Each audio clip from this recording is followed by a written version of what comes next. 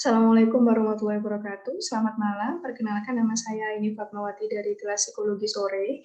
Hari ini untuk memenuhi tugas kewarganegaraan, saya akan mempresentasikan terkait isu permasalahan sosial yang terjadi di Dusun Gebiak, Desa Purwoasri, RT 1 RW 5, Singosari, Kabupaten Malang. Nah, untuk isunya sendiri, saya akan mempresentasikan terkait kurang meratanya pembagian dana bantuan sosial pada warga yang kurang mampu.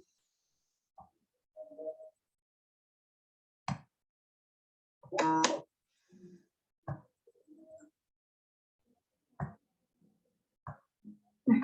untuk poin bahasan pada presentasi kali ini, saya akan membahas 3 poin utama. Yang pertama ada identifikasi masalah, lalu ada wawancara. Identifikasi masalah ini nanti akan berbentuk deskripsi masalah dari hasil wawancara yang saya peroleh pada tanggal 27 Maret. Lalu yang terakhir adalah analisa masalah berdasarkan media cetak dengan kasus yang sama.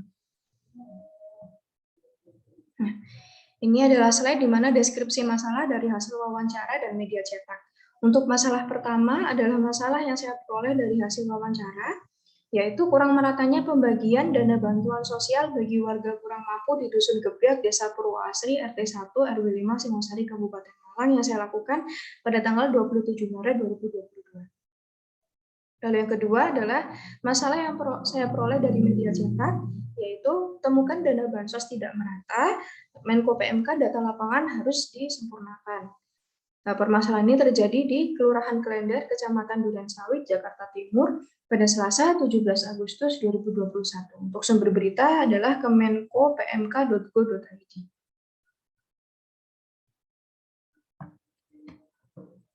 Baik, untuk memasuki masalah pertama adalah masalah yang berasal dari hasil wawancara saya. Nah, untuk permasalahan ini, untuk detailnya, wawancara dilakukan dengan narasumber Ibu SU berusia 50 tahun selaku warga desa. Beliau mengungkapkan masalah terkait tidak meratanya pembagian dana bantuan sosial di daerah tersebut. Salah satu contohnya yaitu dana BLT, UMKM, maupun dana tunjangan COVID-19, dan sebagainya, masih banyak lagi. Beliau mengatakan bahwa penyaluran dana bantuan tersebut masih dirasa tidak tepat sasaran dan pihak desa, baik RT maupun RW, yang kurang transparan dalam pembagian dana tersebut. Berdasarkan pengamatan beliau selama ini, pihak yang juga berhak menerima seperti janda dan lansia yang kurang mampu malah tidak menerima dana tersebut. Sedangkan mayoritas penerima dana bantuan sosial tersebut adalah ibu-ibu rumah tangga muda yang masih bersuami dan masih dapat mencukupi kebutuhan hidup sehari-hari. Nah, salah satu contohnya adalah pada isu penerimaan dana bantuan UMKM, di mana narasumber saya mengalami hal ini secara langsung, di mana dana ini sebetulnya dapat diperoleh oleh siapapun yang memiliki usaha dan dapat mengajukan secara langsung pada pihak yang bersangkutan, yang kemudian akan didata dan dilakukan survei terlebih dahulu oleh pihak desa untuk menguji kelayakannya. Berdasarkan wawancara, sebelumnya narasumber pernah mencoba untuk mengajukan dana UMKM ini karena anjuran dari salah satu anggotanya, anggota perkumpulan yang biasa diadakan secara rutin di desa tersebut. Nah, lalu narasumber bertanya juga kepada pihak desa, dan pihak desa mengatakan jika ingin mendapatkan bantuan maka harus mengajukan data-data terlebih dahulu seperti fotokopi KTP dan KK. Akhirnya narasumber mengajukan data ke pihak tersebut. Namun hingga saat ini pihak desa yaitu RT maupun RW tidak ada yang melakukan pendataan sama sekali dan tidak ada yang memberikan kepastian terkait pengajuan dana tersebut. Selanjutnya, hal ini sama terjadi saat narasumber terpapar COVID-19 dan melakukan karantina mandiri. Beliau juga tidak mendapatkan tunjangan dana semestinya yang seharusnya beliau juga menerima. Dan beliau hanya menerima tunjangan sembako berupa beras dan juga telur. Sejauh ini ketika saya menanyakan apakah ada penanganan yang sudah pernah dilakukan, beliau menjawab bahwa sejauh ini hingga saat ini belum pernah ada penanganan yang dilakukan secara spesifik terhadap permasalahan ini. Berdasarkan data dari wawancara, baik Ibu SU dan juga warga lain sebetulnya juga turut merasakan adanya ketidakadilan pada masalah ini. Bahkan beberapa kali saat perkumpulan rutin rukun tetangga diadakan, Ibu SU sudah pernah mencoba untuk mewakili warga yang lain yang mungkin kurang terbuka untuk menyampaikan pendapat. Namun ternyata beliau mendapatkan respon yang kurang baik seperti itu. Sehingga karena pengalaman tidak mengenakan tersebut, beliau memilih untuk tetap diam dan tidak pernah beropini lagi terkait permasalahan dana bantuan sosial ini. Sebetulnya juga masalah ini terbilang sudah lama terjadi. Menurut keterangan dari Ibu SU, masalah ini juga terjadi pada periode kepemimpinan perangkat desa sebelumnya, baik RT maupun RW. Selanjutnya untuk kasus yang saya peroleh dari media cetak, untuk masalah kedua, yang terjadi di Kelurahan Klender, Kecamatan Durensawi, Jakarta Timur pada Selasa 17 Agustus 2021. Nah, untuk ini masalah ini terungkap ketika Menko PMK atau Menteri Koordinator Bidang Pembangunan Manusia dan Kebudayaan Pak Muhadjir Effendi melakukan sidak pada daerah tersebut. Sidaknya dilakukan pada RT 7 RW 10 Kelurahan Klender.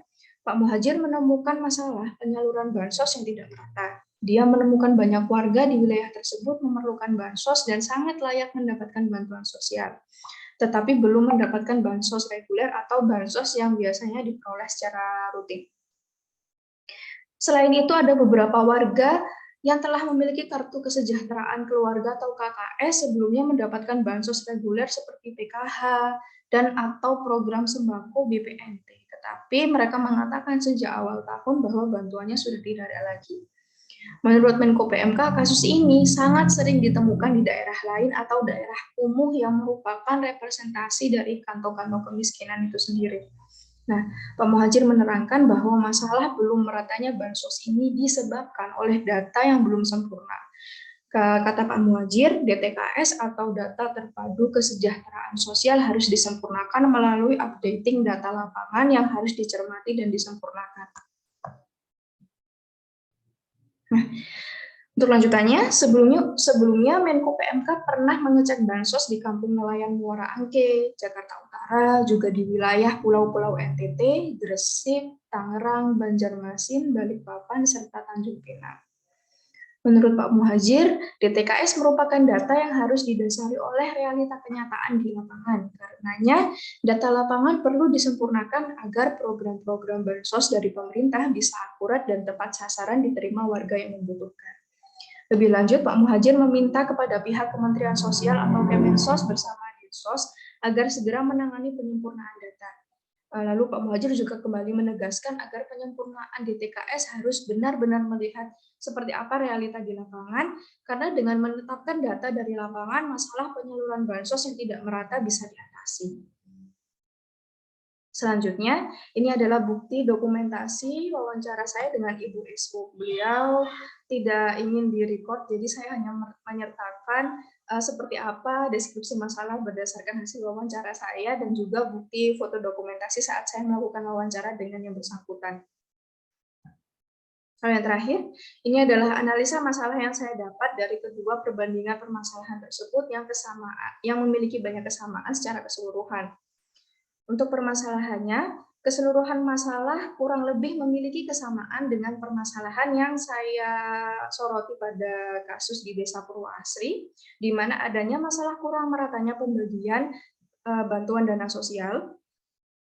Ini juga dapat menandakan bahwa sebenarnya kasus seperti ini sudah lumrah terjadi, bahkan terjadi juga di banyak daerah di Indonesia hingga saat ini, terutama daerah-daerah pemukiman kumuh yang merupakan representasi kantong-kantong kemiskinan itu sendiri. Sehingga hal ini juga menjadi suatu permasalahan pelik yang belum terselesaikan hingga saat ini. Untuk yang kedua, siapa saja yang terdampak oleh masalah ini? Tentunya warga yang kurang mampu secara ekonomi. Untuk poinnya, ini ada di poin di kasus Desa Purwoasri Singosari, yang terdampak selain warga yang kurang mampu, janda dan lansia yang membutuhkan bantuan, itu juga terdampak sekali pada masalah ini karena mereka tidak mendapatkan bantuan yang seharusnya mereka dapat. Untuk kasus kedua, di Kelurahan Klender, Jakarta Timur, warga di wilayah tersebut memerlukan bansos, sebetulnya memerlukan bansos dan sangat layak mendapatkan bantuan sosial, tetapi belum mendapatkan bansos secara reguler. Selain itu, ada beberapa warga yang telah memiliki kartu kesejahteraan keluarga sebelumnya mendapatkan bansos reguler atau program sembako secara reguler juga, tetapi sejak awal tahun mengatakan bantuannya sudah tidak ada lagi. Lalu yang ketiga adalah penyebab utama yang saya peroleh dari kedua kasus ini. Saya analisa dari kedua kasus ini adalah pendataan yang dinilai kurang optimal serta kurangnya transparansi dari pihak-pihak yang bertanggung jawab. Nah, untuk poinnya di kasus pertama di Desa Purwoasri Singosari disebabkan karena kurangnya transparansi pihak terkait terhadap pembagian dana bantuan sosial serta adanya indikasi pendataan yang tidak terlaksana. Seperti pada poin pengajuan dana UMKM yang belum dilakukan pendataan oleh pihak desa terkait siapa saja yang berhak menerima dana hingga saat ini. Untuk kasus kedua, di Kelurahan Klender, Jakarta Timur, permasalahan ini terjadi juga disebabkan oleh data DTKS yang belum disempurnakan dan tidak dilaksanakan secara kontinu. Baik, sekian presentasi saya pada malam hari ini. Terima kasih pada teman-teman yang sudah mendengarkan presentasi saya. Semoga bermanfaat dan mohon maaf apabila ada kesalahan kata pada presentasi saya. Terima kasih. Wassalamualaikum warahmatullahi wabarakatuh.